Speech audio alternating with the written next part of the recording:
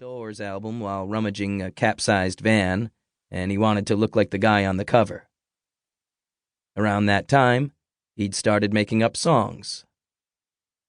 He found the sun and put his back to it. He knew he should wait a few hours, let the light get brighter, his shadow darker, more potent, but the call in him could not be placated. He lacked self-control.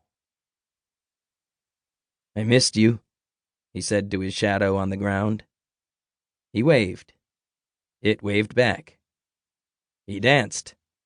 It did too. "Lose weight?" he asked it. "Something different with your hair?" But, of course, there was no answer. "Either way," he said. "Looking good." He dropped to his knees, lowered his face to his shade-made print, now a hunched clod of dark on the grass.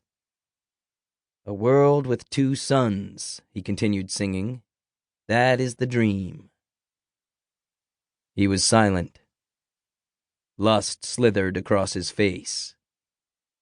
He tucked his mane behind his ears, palmed his cheeks, and motes of dry skin swirled away. Then, down he went like a starving man. His mouth bored open. He crashed against dirt, and he gulped at the dark, each swallow dimming the shade. Murk grunted and gnashed, pulling the shadow off the ground and into his mouth, down in his belly. When he'd gotten it all, or as much as he could gather, he rolled to his back laughing and let the magic work its charm. "A world with two suns," he bellowed. "That is the dream." His mouth as wide open as an opera singer's, and his lips and teeth grayed with stain. His eyes drew black. His skin went pale. His veins showed through like sooty scribbles on pale parchment. In the distance he could hear the train. To Murk, it was the sound of heaven. The train. Mira crouched, watching for the train to race around again on its mile-long circular track. She looked for the break between the caboose and the engine to catch a glimpse of the buildings beyond.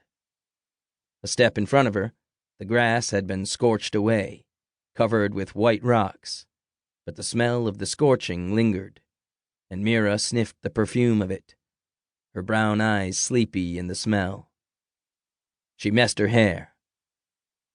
She'd never thought much of it, but then Murk started growing his, and one day she looked at him and couldn't help but ask, "Are you trying to look like me?"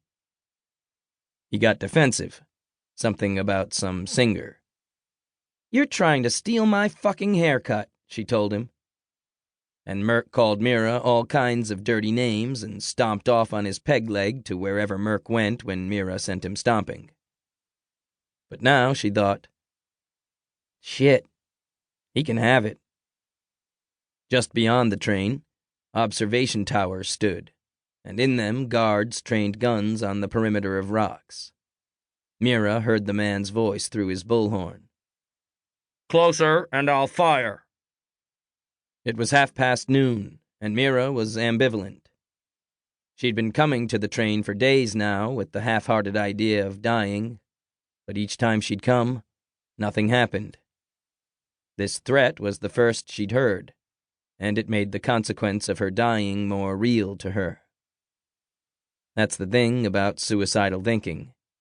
It's kind of harmless, until it isn't. A few days back, she'd stood motionless with a bouquet of citrus blossoms clutched to her chest, a kind of funeral service in her heart. But she'd only lingered for hours thinking she'd gone unnoticed.